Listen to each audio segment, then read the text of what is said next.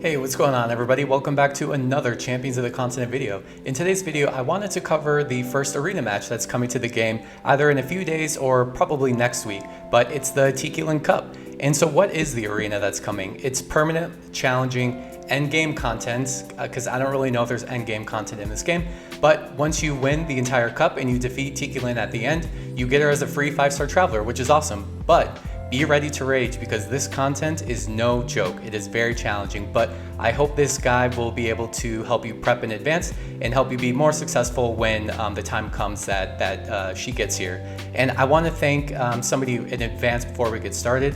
Advancer64 is a fellow champion of the Continent Traveler. He mostly covers JP, but he was really kind to let me use some clips from his video of his clear for the purposes of this guide, so thank you again. So Tikilin and Trash Mob weaknesses. So Tikilin is on the left and then the two are just kind of ads that are in her battle.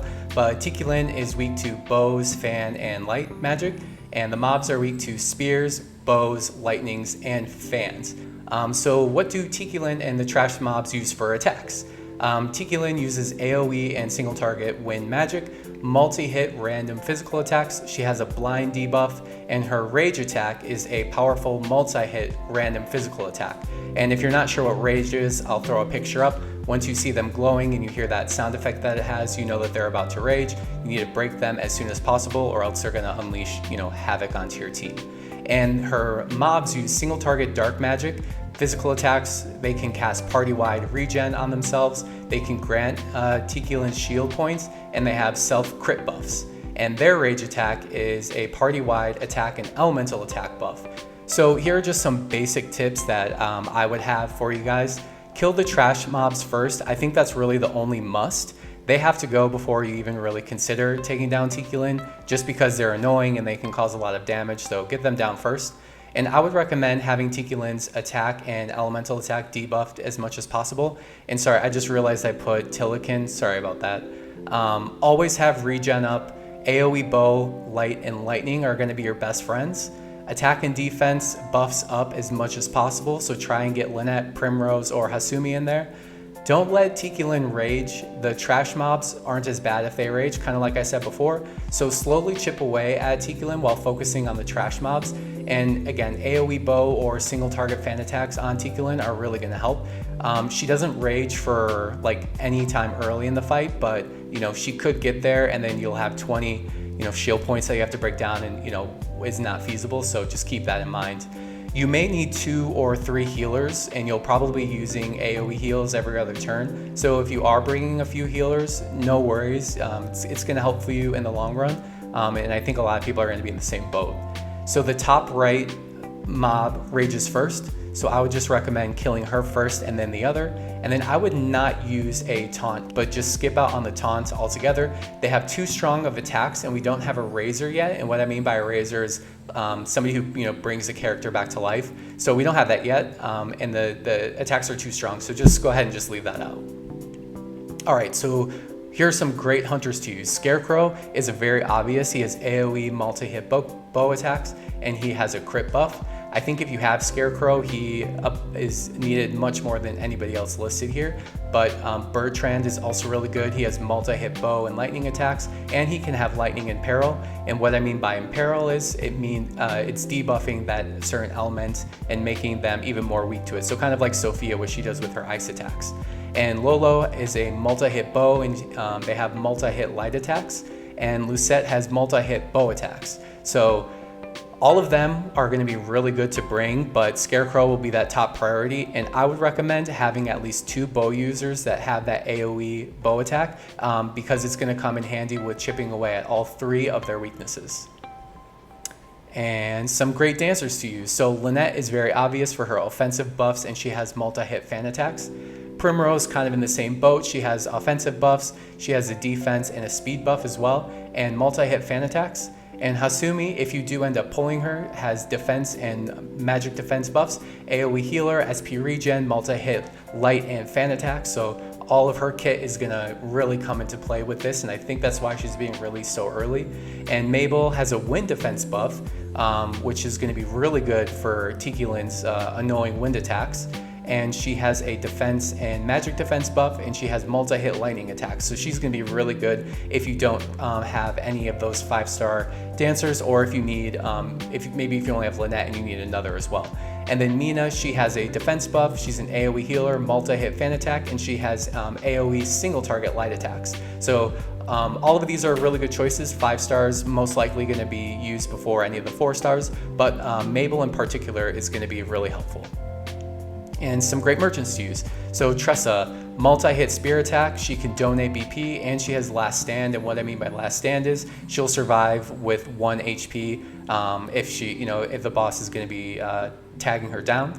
Gilderoy, multi-hit spear attacks, AoE spear, and multi-hit lightning attacks. So he's got those 2 weaknesses for the trash mobs. And then Pia, I just put Matt just in case if you don't really have anybody else, but spear and light single target attacks and AoE attacks. She's not going to be too helpful, but if you're low on characters, low on resources, and you don't have much, then she's also a good candidate for this. And some great scholars to use. Therese is an obvious. She has single target and AoE lightning attacks, and she has lightning in peril.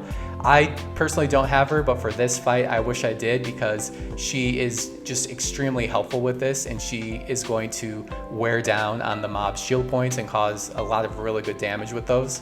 Laura has single target and AoE lightning attacks, and Levin has single target and AoE light attacks. So all of these hit at the weaknesses. Therese is going to be priority, but the other 2 can suffice too. And some great healers to use. Theo. I think Theo is really, really important for this fight, and I'm not just saying that because he's my favorite, but he has the AoE regen, and he has AoE wind defense, which is going to be really important for Tikilin's wind attacks. And Hasumi, all-around buffer, AoE heal, SP regen, defense and magic defense buff. She, has that whole well-rounded kit that's going to come in handy with this fight, and so I think that she's a really good, even though she's not necessarily a healer, but she does have that AoE heal, which could come in handy. And Millard, AoE heals and 1 times AoE and single target light attacks. So pretty much he's going to be really good for heals. Keep him in the back row, just bring him to the front whenever you need that burst heal and kind of throw him back. Cedric, AoE heal and regen, and same with Menno, AoE heal and regen. I think those 2 are just kind of like subs if you don't have Millard or Hasumi, because and maybe even Theo too, but I think if you have the 5 stars, obviously bring those first. And great debuffers. Viola, obvious, attack and elemental attack and defense and magic defense debuffs, and she's a guaranteed shield breaker. I think she's a must for this fight. Debuff all of them if you can, or just Tikilin at least. Kurtz has an attack and magic and a separate speed debuff, and he also has that 1-time single target guarantee shield break like Viola does, but Viola has multi-hit attacks. So these are 2 really great debuffers to use. Obviously, if you have Viola, definitely bring her before Kurtz. All right, and then these are just some example teams. Now, I know most of these are with 5 stars, but try to just take at least the job into consideration if you don't have all the 5 stars, or if you don't have many.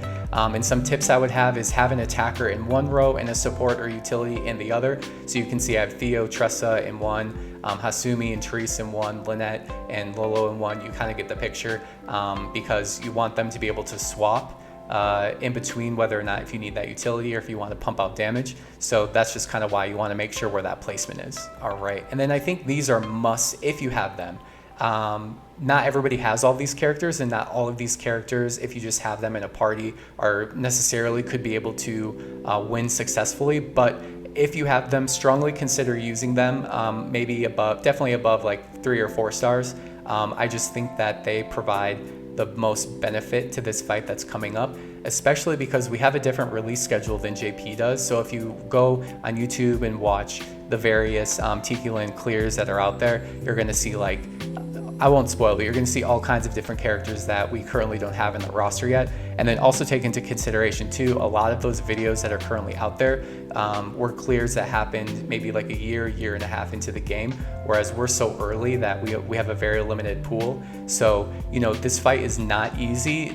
There's probably going to be just a few of us who get this complete, maybe within that first day or within the first week. It's going to take a lot of trial and error. So like I said in the beginning of the video, just be prepared to rage. Try not to throw your phone or your keyboard or whatever you're using to play the game.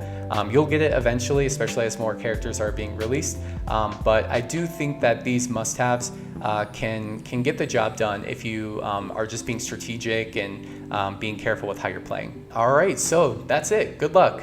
Thanks so much for watching. Let me know in the comments down below what your approach is going to be for when you take on the arena. What kind of party are you thinking? What strategy are you going for? I'm really curious to see what your thoughts are. And when the arena gets released, I think I'm going to do a live stream actually, kind of showcasing what I'm doing to try and beat it. It's probably going to be frustrating, but I think it'll be fun for everyone to hang out.